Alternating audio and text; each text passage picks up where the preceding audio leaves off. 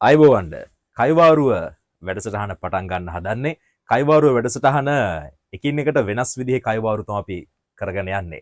අද අපි කයිවාරු වැඩසටහන ගෙන්න ගත්තේ ලස්සන වොයිස් එකක් තියෙන ලංකාවට හිටපු ගමන් එන ලංකාවේ හිටපු හැබැයි ලංකාවේ නොහිටියට ලංකාවේ ඉන්නවා වගේම මියුසික් ෆීල්ඩ් එකට ලස්සන වැඩ කරලා අතහරින කෙනෙක්ව තමයි එක්කගෙන ආවේ. ඒ තමයි ගායන ශිල්පිනී ශකිලා පෙරේරා.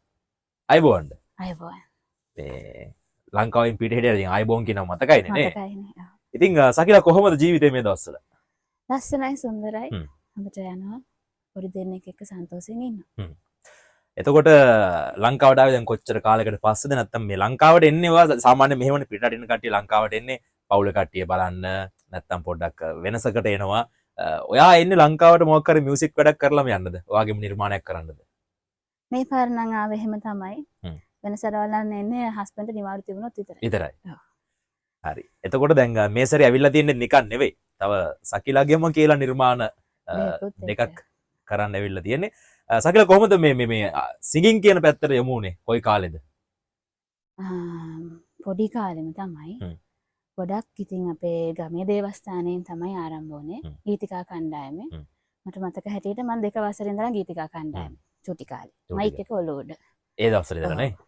ඒ කාලේ නම් තමයි සම්බන්ධ වුනේ. මට කියන්න ගමේ නම, චර්ච් එකේ නම, ඉස්කෝලේ නම ටික මට කියන්න. මම මට්ටකුලියේ. ඒතර මගේ චර්ච් එක සෙන්ට් මේරිස් චර්ච් එක.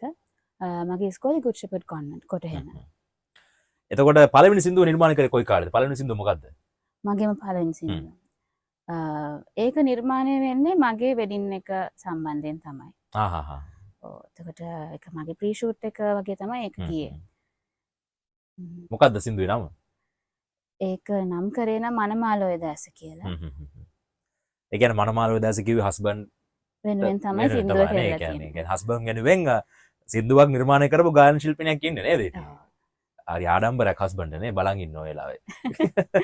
හරි එතකොට මේ පෙම් වසන්තය පුරා කියන සින්දුව අපි දැන් කතා කරන්න ගත්තොත් දැන් නිර්මාණය කළ තින් ගිය දවසින් අපි පොඩ්ඩක් අර අපිට දැනෙච්ච සහ මේ ෆෑන් බේස් එකේ අහන්න ගත්ත සින්දුව ටික ගැන පොඩ්ඩක් කතා කරා යන්නේ. පෙම් වසන්තය පුරා කියන නිර්මාණය කොහොමද කවුද මේක ලිව්වේ මියුසික් කරේ කවුද? පෙම් වසන්තය පුරා සින්දුව ලිව්වේ දුෂාන්ති ඩයස් කියන අක්කා කෙනෙක්. එයා ඇත්තටම සින්දුවට තේමා විදියට අරන් තියෙන්නේ මට මගේ හස්බන්ඩ්ව දැනෙන විදිහ. ඒ කියන්නේ වෙන කෙනෙක් ඔයාගේ හස්බන්ඩ් ඔයාට දැනෙන විදිහ ලියනවා කියන එක මාරයි නේද? එයාගේ හැකියාව. හැකියාව. එහෙම තමයි මේ සින්දුව නිර්මාණය වුනේ.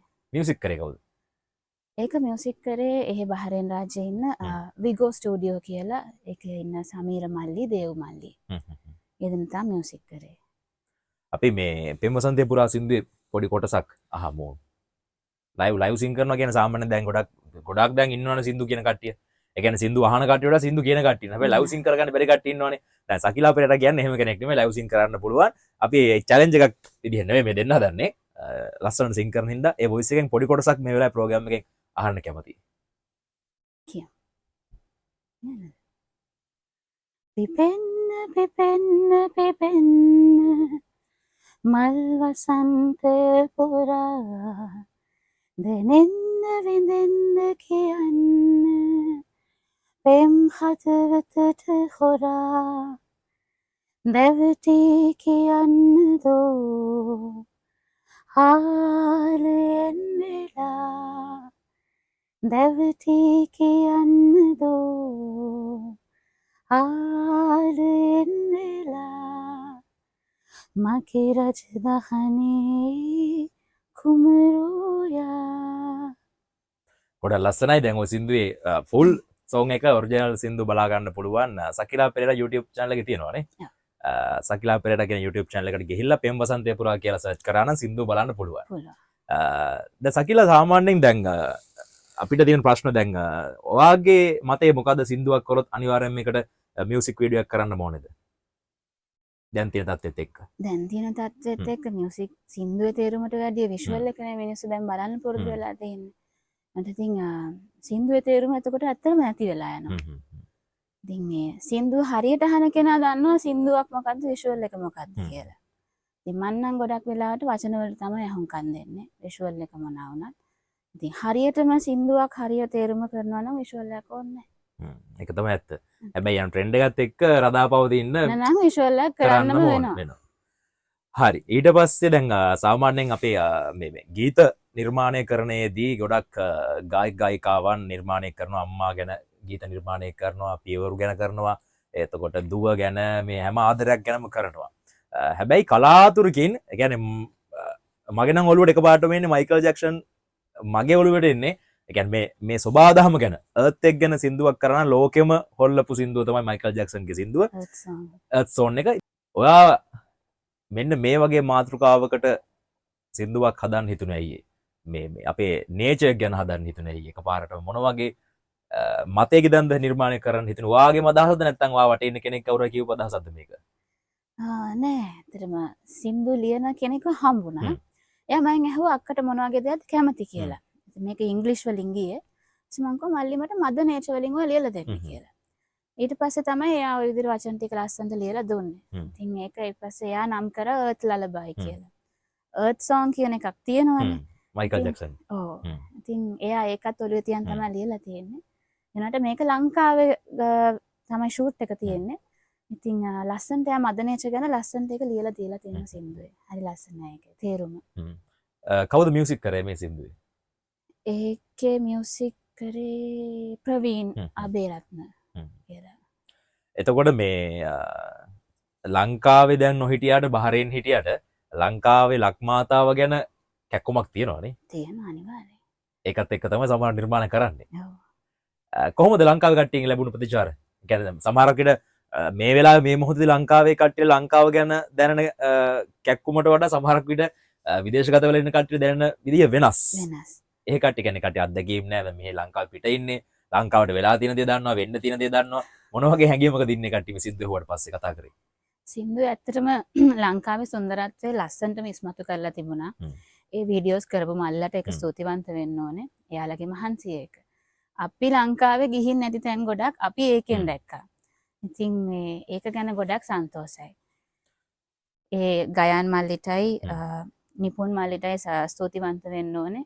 එයාලා ලොකු උදව්වක් කරලා දුන්නා මේ මොහොතේ අපිට. මොකද අපි බහරෙන් හිටියේ. එයාලා තමයි ලංකාවේ ඉඳලා ඒ ටික වීඩියෝ කරලා ඩ්‍රෝන් ෂොට්ස් තියෙන්නේ ගොඩක්. ඉතින් එයාලගේ හැකියාවන් තමයි එයාලා එතනින් මට දායක කරේ.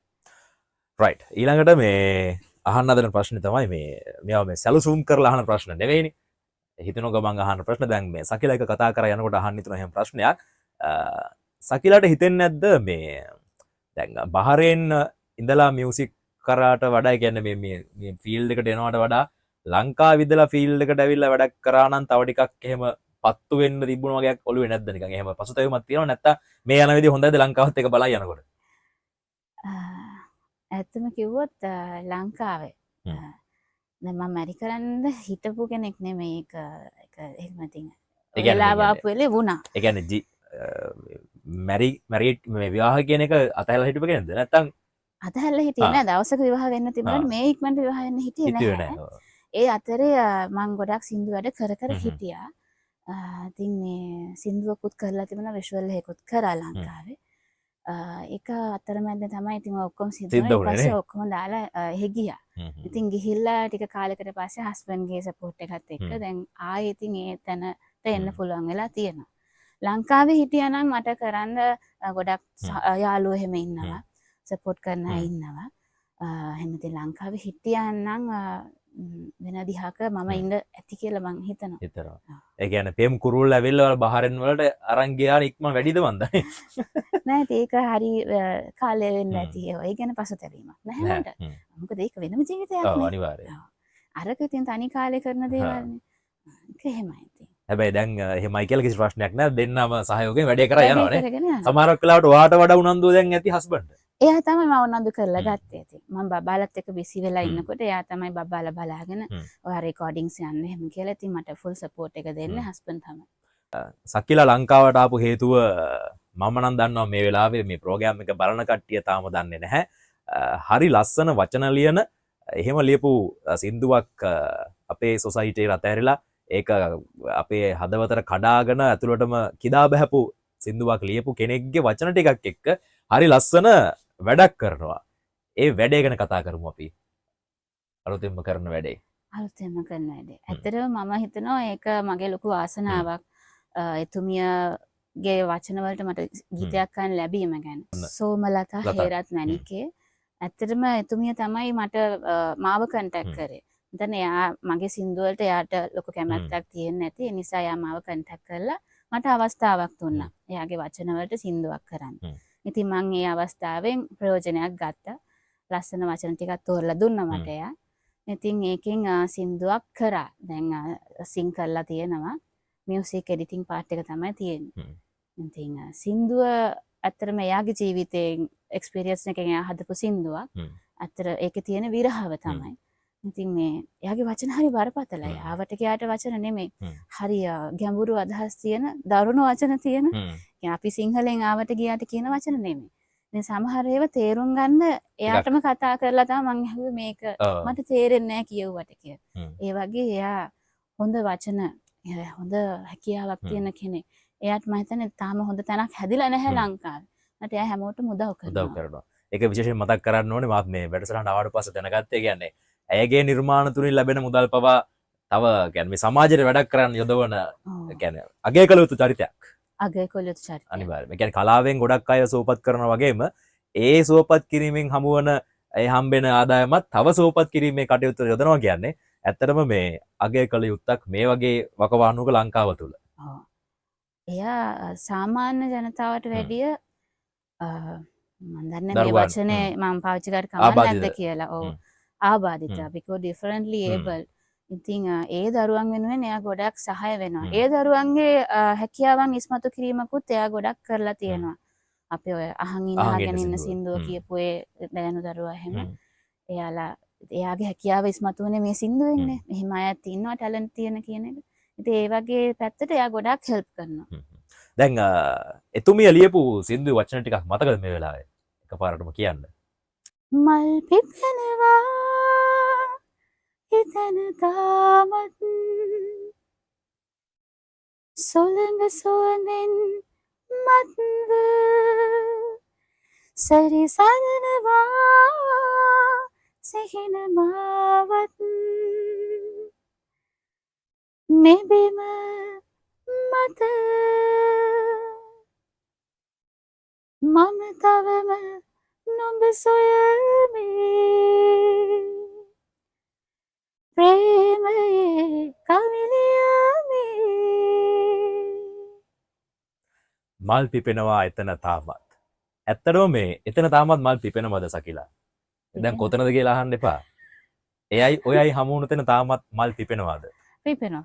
මල් පිපෙනවා. තාමත් මල් පිපෙනවා. ආදරය කියන ගැන මොන වගේ හැඟීමකද ඉන්නේ, මොන වගේ තැනකද ඉන්නේ සකිලා? ආදරය හැමෝම කියන වගේ සුන්දරයි. ලොකු එක්ස්පීරියන්ස් එකක් නැහැ.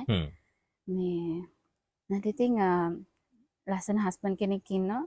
එයාගේ ආදරෙන් ලස්සනට ආදරය ගැන කරගෙන ඉගෙනගෙන වැඩි දියුණු කරගෙන යනවා.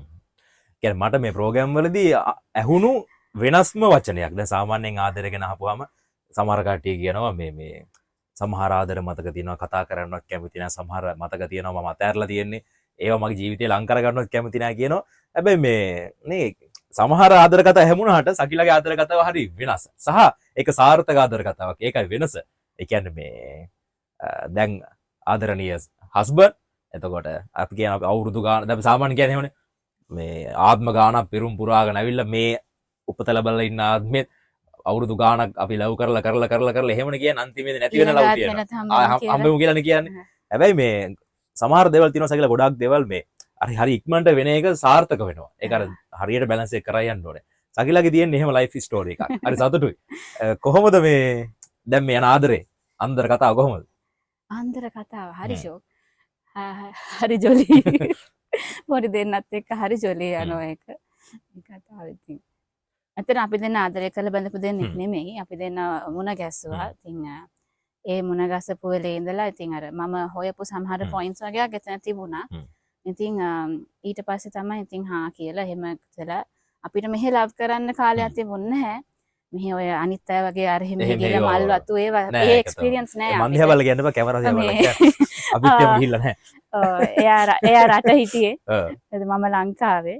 ඇවිල්ලා දවසක් දෙකක් හම්බුණා කැමති කිව්වා කිව්වා. පස්සේ යන්න ගියා කැමති කියලා යන්න ගියා. ඔව් ආහා.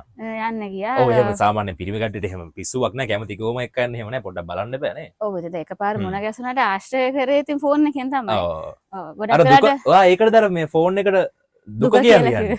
මං එබ්බල ප්‍රෝග්‍රෑම් වලට පස්සේ මේ හස්බන්ඩ්ට කියනවා මේ දුක ඔයා ගාව නේද කියලා. ඉතින් මං එබ්බලෝ මේ හත්ති ලව්වේ දැන් හරි ලස්සනට hina වෙලා ඉන්නවා හරි සතුටෙන් ජීවත් වෙනවා වගේ පෙවුනාට මේ උන්දර දුකමද මේ දැරිවිය දෙන්න කියලා. ඒ කියන්නේ දුක කියන්නේ ඒ කියන්නේ ෆෝන් එක ඇත්තට දුකක් නෙමෙයි එකක් දුන්නේ වට. අයියෝ නෑ ආ දුරකථන ෂෝට් ඇන්ඩ් ස්වීට් දුක නේ. ඔව් දුරකථනය දුරකථන. ඉතින් මේ ඔන්න ඕකයි ඔයාගේ ආදරේ නේ. ඉතින් අපි ආදරය කරේ බැන්දට පස්සේ. බැන්දට පස්සේ නේ. බැන්දපු ගමන් දවස් කීපයයි මෙහෙ හිටියේ. අපි දෙසැම්බර් 30 බැරි කරා. ජනවාරි 3 අපි ගියා. එහෙ ගිහින් තමයි අපේ ලව් ස්ටෝරි එක ස්ටාර්ට් කරේ. ලංකාවේ නෑ. ගොඩක් හොඳයි. ලංකාවේ කොහොමද ආදරයක් පටන් ගන්න හරියන තත්ත්වයක් නෑ මේ යන විදිහත් එක්ක. ඒවටත් නිකන් මේ ෂොට් එක හම්බ වෙනවා. මේ හිතේ තියෙන වේදනාව පොඩ්ඩක් සකිලත් එක්ක බෙදා ගන්න පුළුවන් මේ පිටරට ගෙදන් ඇවිල්ලා ඉන්න හින්දා. සකිලා මේ දැන් ඔයාගේ ඔය ලව් ස්ටෝරි ගැන ලියන්නකෝ අනේ සින්දුවක් කාටද කියලා. මම හිතන්නේ පත් වෙන වැඩේ ඕක වෙන්න ඕනේ. මේක ඔයාගේ ස්ටෝරි තියාගෙන හංගන් ඉන්න ඕනේ. මට හිතේ දන්නේ ලියන්නේ නැහැ මන්නම් දන්නේ නැහැ. දැන් මේක අහන් ඉඳලා කාට හිතුනොත් ලියන්න අපි ඒ අවස්ථාවක් දෙමු ලියලා මට ගෙනත් දෙන්න කියලා. මේ සකිලා දැන් මට කියන්නකෝ සෝෂල් මීඩියා කොහොමද ඔයාව හොයනව නම් කට්ටිය හොයන්න තියෙන්නේ. මගේ YouTube channel එක තියෙනවා සකිලා පෙරේරා SAKILA.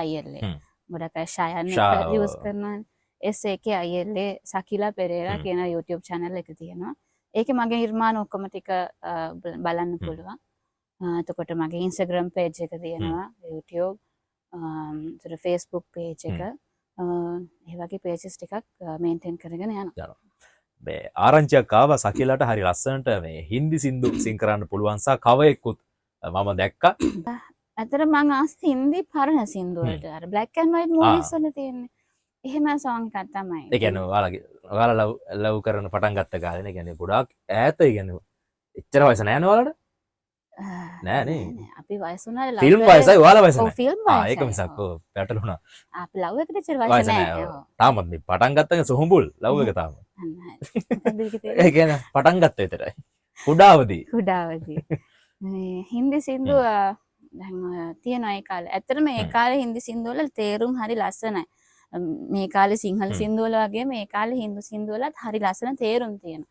දැන් නේ අර මියුසික් දඩබඩ ගාන එකට මේ වචන නැති වුණත් සින්දුව තියෙනවානේ. ඉතින් ඒ අදහසින් තමයි ඒ හින්දි සින්දු මං ආස. ඉතින් ඒවා කියන්නත් කැමති. එතකොට මම මෙහෙ වර්ක් කරන කාලේ මගේ මැනේජ්මන්ට් එකේ හිටියේ ඉන්දියන් කට්ටිය. ඉතින් ඔය ඒ ෆන්ක්ෂන්ස් වල එහෙම මං හින්දි සින්දුවක් එහෙම කියනකොට එයාලට හරි ආසයි. මට මගේ ඇක්සන්ට් එක එහෙමත් හින්දි එක වෙනසක් නැහැලු. එයාලා කියනවා මං හරියට උච්චාරණය කරනවා කියලා. ඉතින් මේ ඒවත් ඉතින් කමෙන්ට්ස් එක මං හින්දි සින්දුත් ඉතින් කියන්න කැමතියි. ඉතින් එහෙම ටේස්ට් එකකුත් තියෙනවා. එහෙනම් කයිවාරු ප්‍රෝග්‍රෑම් එකකුත් මේ වෙලාවේ හින්දි සින්දුවක් අපි පොඩි කොටසක් හරි සිං කරනවා බලන්න ආසයි. अजीब दास्तां है ये कहाँ शुरू कहाँ खत्म ये मंजिलें है कौन सी न वो समझ सके न हम अजीब दास्तां है. මට හිතුණා නිකන් සකිලත් මේ ආවට ගියාරු සිං කරනවා නෙමේ වෝකල් කියන පැත්ත ගැන හිතනවා කියලා. ඒ පැත්තේ කොහොමද වාගේ තියෙන මේ උනන්දුව මම පටන් ගත්ත පල්ලි කොයකින් අපේ කොයර්ස් වලට එනවා වොයිස් ට්‍රේන් කරලා කොයර් ප්‍රැක්ටිස් කරන්න එනවා. අපේ මටක්කුලියේ ගමේ හිටිය සර් කෙනෙක් සර් ෆ්‍රැන්සිස් අල්මේඩා කියලා. එයා තමයි වොයිස් ට්‍රේන් කරන්නේ. හරි ෂෝක් ඉතින් එයා වොයිස් ට්‍රේන් කරාම අපිට හරි එනර්ජි එකක් ඇවිල්ලා අපිට ඉතින් කෑ ගහලා සිං කරනවා. ඉතින් මං හරි ආසයි යාගේ වොයිස් ට්‍රේනින් වලට යන්න. ඉතින් ඔහොම ගිහිල්ලා දැන් මම ඉස්කෝලේත් කොයර් එකේ හිටියා. ඒතර ඉස්කෝලේ කොයර් ට්‍රේනර් වොයිස් ට්‍රේනර් හැටියට සර් ආවා. ඉතින් මට ඒක ලොකු අවස්ථාවක් වුණා. ඉතින් ඉස්කෝලෙන් අවුට් වෙනකම් කොයර් එකේ හිටියා. ඉතින් සර්ගේ අර ට්‍රේනින් එක මට හොඳට හම්බුණා. ඉතින් ගොඩක් ලැන්ග්වේජස් පැත්ත ලැන්ග්වේජස් වලින් සිං කරා අපි. ෆ්‍රෙන්ච් ලැටින් වගේ එතකොට අපේ දැන් කතෝලික ආගමේ තියෙනවනේ ලැටින් එක යාඥාවල් එක ගීතිකාවල් ඒව එහෙම කරන්න මට අවස්ථාව හම්බුණා මේ සර්ගේ ට්‍රේනින් එකේදී. එතකොට මම ලැටින් හිම්ස් එහෙම ගොඩක් සිං කරනවා. ෆ්‍රෙන්ච් ඒවා. එහෙම ඉතින් ඒවත් ගොඩක් වොයිස් ට්‍රේනින් වලට මට සර්ගෙන් ලොකු උදව්වක් හම්බුණා. එයා මේ මොහොතේ මතක් කරන්න ඕනේ. මොකද මම එයාට ගොඩක් ස්තුතිවන්ත වෙනවා. මගේ වොයිස් එක මේ තරම් ඉම්ප්‍රූව්මන්ට් එකක් තියෙන්නේ එතුමාගේ වොයිස් ට්‍රේනින් වලින් තමයි. ඉතින් ඊට පස්සේ ඉතින් ඒ හැකියාවත් එක්ක මගේ පල්ලියේ කොයර් එක මම ට්‍රේන් කරලත් තියෙනවා වොයිස් ට්‍රේන් කරලා. දහම් පාසල් ගීතිකා කණ්ඩායම් ලොකු කට්ටියක ගීතිකා කණ්ඩායම් ඒ දේවලුත් කරා මම. රටින් පිට වෙන්න කලින් ඔය ඕවල තමයි මම හිටියේ. ඔය වැටිය තමයි කරන් ගියේ. කරන් ගියේ. හරි. ඊට පස්සේ මම එන්න දන්නේ ආයෙත් මේ ලංකාවට ආපු හේතුව තව එක හේතුවක් තියෙනවා. පුතෙක්ට දැනෙන විදිහ නිර්මාණයක් කරනවා. මේ වගේ නිර්මාණයක් ලංකාවට ආපු ගමන් මේ කරන්න හිතුනේ අයියා දැන් දුව ගැන දුවේ නුඹ කියලා ගීතයක් නිර්මාණය කරානේ. ඒක විස්තර පොඩ්ඩක් කියන්න අපිට. දුවගේ සින්දුව. ඔව්. දුව ඉතින් මම පළවෙනි දරුවානේ. ඉතින් දුවට සින්දුවක් කරමු කියන අදහස අපි දෙන්නටම තිබුණා. ඉතින් අර මගේ සින්දුව අනිත් සින්දු ලියපු ඒ අක්කා ඉතින් ලස්සනට වචන ටිකක් ලියලා දුන්නා. ඉතින් ඒක ඒ විදිහටම අර එහෙ ඉන්න විගෝ ස්ටුඩියෝ එකෙන් ලස්සන ටියුන් එකක් දාලා ෆ්ලෝර් මවුත් ඕගන් ඔක්කොම වලින් මියුසික් හදලා අපිට ලස්සන සින්දුව කරලා දුන්නා. හරි ඒක සිං කරන්න බැරි තරම් ෆීලිං එක එච්චරට වැඩි නිකන් ඇඬෙනවා ඒක ඇත්තටම මතක් වෙනකොටත් ඇඬෙනවා. මේ එච්චර ෆීලිං එකක් තියෙන ලස්සන සින්දුවක් නිර්මාණය වුණා. ඒක හරි ලස්සනයි. හැබැයි එහෙ ඉතින් බහරෙන් වල ගොඩක් කාන්තාරේ මුහුද තමයි හැමතැනම තියෙන්නේ. ඒ සින්දුවේ ලොකේෂන් 3ක අරන් තියෙනවා. හැමෝටම පේන්නේ එකම තැනක් වගේ තමයි. ඉතින් ගොඩක් අය කියලා තිබ්බා ඇයි මේ එකම තැන ගහන්නේ. ඊට අපි ඉතින් කිව්වා තැන් 3ක ගිහින් අපි ෂූට් කරලා තියෙනවා. එනට ඔයාලට පේන්නේ වැලි වතුරයි විතරයි කියලා. එතන තියෙන පේන්නේ. ඔව්. ඉතින් ඒකත් ඔළුවේ තියාගෙන දැන් හදිස්සියේ නිවාඩුවකට ආවා. ආපු වෙලේ අපි තීරණය කරා ලංකාවේ තැනක ෂූට් එකක් කරන්න කියලා පුතාට හදන සින්දුව. ඉතින් ලංකාවේ ඉන්න මල්ලිලට එක්ක කතා කරලා ඒගොල්ලෝ මට සජෙස්ට් කරා මෙහෙම රිවර්ස්ටන් පැත්තට යන්. ඉතින් ගස්කොලන් තියෙනවා මේ පැත්තේ මීදුම ඔක්කොම. ඉතින් දැන් හෙට අනිද්දා අපි රිවර්ස්ටන් පැත්තට ගිහිල්ලා දුව පුතාගේ සින්දුවට ෂූට් එකක් කරන්න ඉන්නවා. ඊට පස්සේ සින්දු රිලිස් කරපු ගමන් අපි අපේ YouTube channel එක වගේම තමයි අපේ Good People Facebook page එක හරහත් අපි සූදානම් වෙලා ඉන්නවා ඒ සින්දුව රිලීස් කරාට පස්සේ අපේ page එකේ share කරන්න. අපි මීට කලින් Good People page එකෙන් තමයි අඳුනගත්තේ. ඉතින් මේ මම ඊළඟ ප්‍රශ්නයක් අහන්න දන්නේ මේ සංවේදී කාරණාවකට ඉන්න හදන්නේ. සාමාන්‍යයෙන් දැන් දුව ගැන ගීතයක් නිර්මාණය කරා ඊට පස්සේ පුතා ගැන නිර්මාණය කරනවා. කොච්චර කොහොම අපි කොච්චර ආදරය කරත් දුව කියන්නේ කවදා හරි අපෙන් ඈත් වෙලා යනවම තමයිනේ. ඒක හැමෝටම පොදු කාරණාවක්නේ දියණියගේ ආදරය කියන්නේ. හැබැයි පුතා කියන්නේ ළඟම තියාගන්න පුළුවන් කෙනා. එතකොට මේ දුවට සින්දුව නිර්මාණය කරලා ඊට පස්සේ පුතා ගැන ආදරයෙන් මෙහෙම නිර්මාණය කරනකොට දුව සහ පුතා කියන මේ සෙනෙහස දෙවිදියට දැනෙන්නේ කොහොමද? ඒ කියන්නේ දැන් ඇත්තටම කොච්චර වුණත් ඉස්සරහ හිතනවා ළමයි ලොකු වෙද්දි මේ ලොකු වෙන්න දැන් අපෙන් ඈත් වෙන්න හදනවා. ඈත් වෙන කාලේ සබාදහම ඒක තමයි විදිහ. එතකොට මොන විදිහ තැනකද දැනෙන්නේ දැනට? දැනට පොඩි වුණත් නෑ තේරුම් ගන්න ඕන දෙයක් ඒක. මොකද අපි දැන් කොච්චර මහන්සිලා අපේ දරුවෝ හැදුවා අපිට ළඟ තියාගන්න බෑනේ. ඒක යාළගේ ජීවිතේනේ. අපි මේච්චර මහන්සි වෙන යාළට මාර්ගයක් හදන්න. ඉතින් යාළගේ මාර්ගය හම්බුනට පස්සේ යාළා යනවා. ඉතින් ඒක ගැන දුක් වෙලා වැඩක් නැහැ. අපේ ඩියුටි එක අපි කරානේ. ඔව්. ඔයත් සන්තෝෂ වෙන්න ඕන.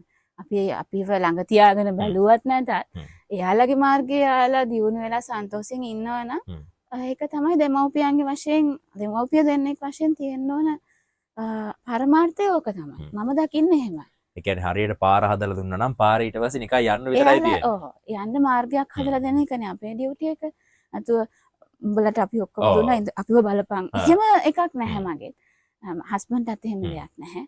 ඉතින් මේ අපි යාලට දෙයක් කරා දොසක් නොකියන දෙයක් කරලා යාළගේ ගමන යාලට යන්න දෙන්න ඕනේ. ඉතින් ඒක අපි අත්හරින්නත් බලාගෙන ඉන්න ඕනේ. හැම දෙයක්ම ඉතින් අත්හරින්න වෙනවනේ අපිට නේද? ඒකනේ. හරි. අපි ඊට පස්සේ මේ තව තැනකට එන්න හදන්නේ මේ දැන් පුතාගේ ඔය සින්දුව ඒ වචන ටික ඔයාගේ අදහසක්ද ලියන්න නැත්නම් වෙනම ලියුප එකක්ද ඔයා ගත්තේ? ඔයාට දැනෙන විදිහ කිව්වද එහෙම? ඔව් අපි අදහස් කියලා එයාගේ ළඟකාරකම් ඔක්කොම දැකපු දකින්න කෙනෙක් තමයි ඔක ලිව්වේ. මගේ වචන ලියන අක්කම තමයි. ඉතින් මෙයා කිව්වා අක්කේ අපිට ලියලා දෙන්න කියලා. ඉතින් පුතාගේ විස්තර බලලා ඔක්කොම හැම ඉතින් අදහසකින් පුතාගේ දඟකාරකම් අක්කත් එක්ක ෆයිට් කරන ඒවා ඒ ඔක්කොම තමයි මේ සින්දුවේ ලියලා තියෙන්නේ. දැන් මේ පුතාගේ දඟ වැඩ බලන් ඉඳලා සින්දු ලියපු කෙනා කවුද ඒ අක්කා? එයාගේ නම දුෂාන්ති ඩයස්. අර අක්කම තමයි. එයාම තමයි. අපි ඉතින් හරි ඕපන්ලි අත් එක්ක කතා කරනවා. ඉතින් අපේ අදහස් එයා ලස්සනට වචන වලට දාලා අපිට දෙනවා. ඉතින් මේ අපිට හරි සන්තෝෂයි ආ වගේ කෙනෙක් ආශ්‍රය කරන්න ලැබීම ගැන. මගේ සින්දු කිරිල්ලේ ආරම්භය හස්බන්ඩ් තමයි ඉතින්. ඔව්. ඒ කියන්නේ සකිලා පෙරේරා කියන තරුණිය ගායන ශිල්පිනියක් බවට පත් කිරීමේ සම්පූර්ණ අයිතිය අරුණන් කිව්වට එමුනේ භාගයක් දෙන්න ඕනේ. නෑ සින්දුවක් එලි දැක්වීම එයාගේ සම්බන්ධ මගේ හැකියාව ටැලන්ට් එකේ. ඔව් ඒතකොට මගේ අනිත් වැඩ සින්දු වලට ඒ කියන්නේ මං බඳින කලින් අම්මා තාත්තා එක්කනේ මට එක එක තැන් වලට යන්න එතකොට මට වෙඩින්ග්ස් වලට සිං කරන්න ඒ කාලේ ඒවත් කරා. මට අඬ ගහනවා මගේ වෙඩින් එකට සිං කරලා දෙන්න කියලා. එහෙමත් හම්බ කරා. මේ එහෙමත් හම්බ කරා. ඔව්. සන්තෝෂයි. ඉතින් මේ ඒවට එහෙම යන්න chance එක දුන්න දෙමව්පියෝ. ඒගොල්ලෝ කිව්වා නෑ ඔයාට යන්න නෑ. ඔයා ගෙදරට වෙලා ඉන්න කිව්වා නම් ඒවත් නැහැ නේ. දැන් එහෙම හම්බ කරන්න දෙන්නේ නැද්ද හස්බන්ඩ්? මට ඔය සල්ලි එපා. මන් ළඟ සල්ලි තියෙනවා. නංගි කියලා එහෙම කිව්වේ නැද්ද? හම්බ කරන එක ඇත්තටම කරන්න පුළුවන් නම් හොඳයි. දරුවන් වෙනුවෙන් තමයි කැප කරලා තියෙන්නේ. අපි ඉතින් ආය දවසකට තව ලස්සන වැඩක් එක්ක ලංකාවට ආවට පස්සේ මේ වගේම හම්බෙලා කතා කරන්න සූදානම්. අර ලස්සන වැඩ දෙක ඉක්මනට නිර්මාණය කරලා අපිට බලන්න අවස්ථාව ලබා දෙන්න කියලා මතක් කරන. අවසාන වශයෙන් කවුද මතක් කරන්න ඉන්නේ?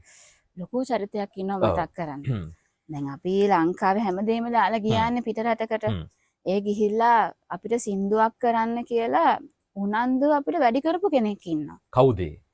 ඒ රැප් සින් කරන මල්ලි කෙනෙක් ඉන්නවා. එයාගේ නම ඩොන් නාලක මදුෂාන්. එයාගේ නම. එයා මෙහෙ සඳමාලි සින්දුවට එයාට chance එකක් ඇවිත් කොහමද එයා කරලා නැහැ. එයාගේ යාළුවෙක් කරලා දෙන්නේ. එයා හස්බන්ඩ් එක්ක එයා වැඩ කරා. ඉතින් මේ එයා හරි උනන්දුයි සංගීතයට. දවසක් අපේ ගෙදර ඇවිල්ලා ওই කැරෝකේ සින් කරනකොට අනේ අපේ වගේ සින්දු වොයිස් එක හරි ලස්සනයි නේ කියලා එයාත් හස්බන්ඩ්ට එයා ගාව තියෙන කන්ටැක්ට්ස් දුන්න එකෙන් තමයි මේ තත්තර සින්දු ටිකක් හදන්න පුළුවන් වුනේ. ඉතින් එයා තමයි එතකොට අපේ මූලික තැන. බහරෙන් වල අපි දන්නේ නැහැ ස්ටුඩියෝස් එහෙම අපි දැනගෙන හිටියේ නැහැ. එයා තමයි කිව්වේ මෙන්න මෙහෙමයි ඉන්නවා මේව තැන් තියෙනවා විෂුවල්ස් ගන්න මෙහෙමයි ඉන්නවා ටියුන්ස් හදන අය මෙහෙම ඉන්නවා කියලා එයා තමයි අපිව ඒගොල්ලන්ට හඳුන්වලා දුන්නේ. ඉතින් එයාට ගොඩක් තෑන්ක් කරන්න ඕනේ. ඉතින් එයා හින්දා මෙච්චරක් සින්දු ගොඩක් හරි අර මිනිස්සුත් එක්ක එකතු වෙලා කරගෙන ආවේ. ඉතින් එයාව මේ මොහොතේ මතක් කරනවා නාලක මල්ලි ඔයාට ගොඩක් thank you. දිනුෂ අයියාට thank you කියන්න ඕනේ. අයියා කෙනෙක් වශයෙන් ලොකු සපෝට් එකක් දුන්නා. ඔක මං කරලා දෙන්නම් නංගි කියලා එයා ඒක එයාටම උමනා දිරයා කරලා දුන්නා. ඉතින් හරි ෂෝක් ලස්සනට මියුසික් කරලා තිබුණා. ඉතින් මනමාල ඔය දැසට සින්දුව කරපු දිනුෂ අයියට ගොඩක් thank you. ඒක තමයි ඉතින් ආරම්භය සින්දුව. සකිලා පෙරේරා කියන ඔයා මොන වගේ කෙනෙක්ද මොන වගේ තැනකද ඉන්නේ සහ ඔයාගේ ආදරණීය රසික රසිකාවියන්ට කොහොමද කියන්න තියෙන්නේ? රසිකාවියන්ට මට ආදරය කරන ගොඩක් අය ඉන්නවා. මොකද මත් එක්ක කොයර්ස් වල හිටපු මගේ පොඩි අය දැන් ලොකු වෙලා. ඒගොල්ලෝ ඉතින් එහෙම මගේ සින්දු වලට හරි ආස කරන අයත් ඉන්නවා. දැන් පබ්ලිෂ් වෙච්ච පේජස් වල කමෙන්ට්ස් වල හැටියට තවත් පිරිසක් ඉන්නවා කියලා මට දැනී ගිහින් තියෙනවා. ඉතින් මම ඒගොල්ලෝ හැමෝටම ආදරෙයි හරි සන්තෝෂයි හැමෝටම ස්තුතිවන්ත වෙනවා. ඉදිරියටත් ඉතින් මගේ නිර්මාණ වලට ඕගොල්ලන්ගේ සහාය දෙන්න කියලා මම ආසාවෙන් කියනවා. සින්දු කියන්න හරි ආසයි. ඉතින් ඒක රසවත් විදියට ඕගොල්ලන්ගේ හිතට දැනෙන්න සින්දුවක් කරන්න ගොඩක් ආසයි. එහෙනම් අපි good people page එක වගේම කයිවාරු ප්‍රෝග්‍රෑම් එකෙන් තෑන්ක්ස් කරනවා බහරෙන් ඉඳලා ඇවිල්ලා ලංකාවේ දැන් වැඩ ගොඩකට මේ නිර්මාණ වැඩත් එක්ක දාගෙන ඉන්න වෙලාවේ අපේ ප්‍රෝග්‍රෑම් එකකට ආවට තෑන්ක්ස් කරනවා. ඉතින් පෙම් වසන්තය පුරා පටන් අරගෙන ඊට පස්සේ අර මනමාලයත් හොයාගෙන මනමාලෝවේ දැසෙන් ආය අපි අතරට ඇවිල්ලා ඊට පස්සේ දුවේ නුඹ අර්ත් මේ සෝබා දහමත් එක්ක නිර්මාණය කරලා දැන් ආයෙම මනමාල ඔය දැසෙන් පටන් ගත්ත ඒ ආදරණීය කතන්දරේ විරහ ගීතයක් ආය නිර්මාණය කරන්න ඇවිල්ලා සකිලා ලංකාවට පුතාගෙන නිර්මාණය කරන්න ඇවිල්ලා ඉන්නවා. ඔහොම තමයි කයිබාරු වැඩසටහන අහවර කරන්නේ. සකිලා පෙරේරා එක්කයි අපි අද මේ විදිහට කතා බහ කරගෙන ගියේ. ඇය බහරින් ඉඳලා ලංකාවට ඇවිල්ලා කරන වැඩ ඔන්න ඕව තමයිනේ. සමහර කට්ටිය දැන් පවුල කට්ටිය ළඟ ඉන්න කට්ටිය හිතවතුන් එහෙම බලන් ඉන්නවනේ. බාහිරින් ඉඳන් දෙන්න එනවා මොනව කරනවද දන්නේ නැහැ ඇවිල්ලා මේවා කියලා එහෙම කතා කල්පනා කරනවානේ. එහෙනම් දැන් කෙලින්ම තියෙන ප්‍රෝග්‍රෑම් එක බලන්න. ඕව තමයි සකිලා කරන්න. කරන්නේ. එහෙනම් හම්බෙමු දවසක ජය වේවා. ජය වේවා.